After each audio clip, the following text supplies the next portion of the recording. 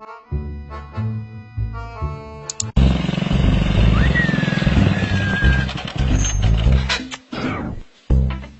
patay!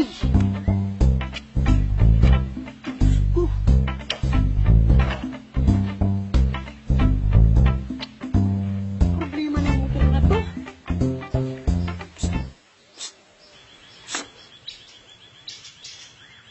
Ako? Ako?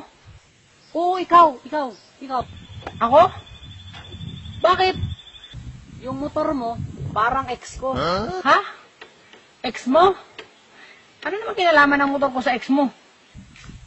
Iniwan din ako biglaan nang walang dahilan. Let me be the one to break it up so you won't have to make excuses. We don't need to find a setup where someone wins and someone loses. Kuya, problemado na nga ako sa motor ko. Uhugot ka pa. Ikaw, kuya, may alam mo ba dito na paayusan ng motor? Paayos ko lang tong motor ko. Maayos pa. Baka sakali pang maayos niya. Ganyan din yung buong akala ko.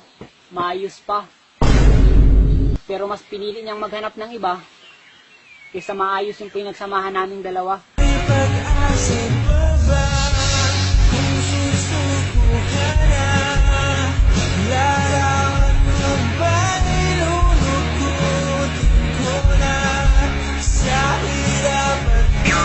Hugot pa more!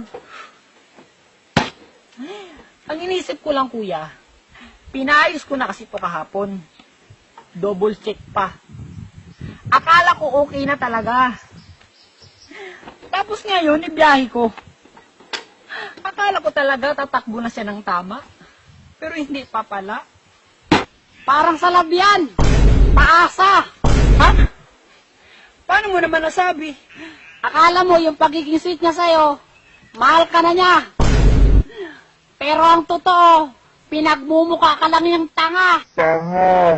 Pansamantalang unan sa tuwing ika'y nahihirapan.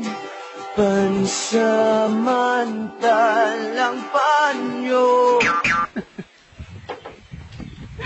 Kunti-kunti na lang nung mayak na ako sa hugot mo.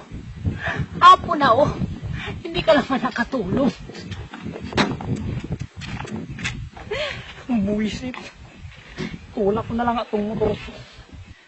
Itulak? Ano naman yan? Pinagtulakan. Ganyan na ganyan yung ginawa niya sa akin. Sa harap ng maraming tao. Sabi niya, pagod na daw siya. Pero ang totoo, nagmahal siya ng iba.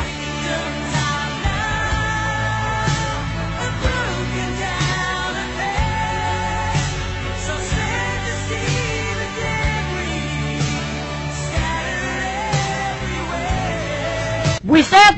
Hugot pa more! Napikot. I've been watching.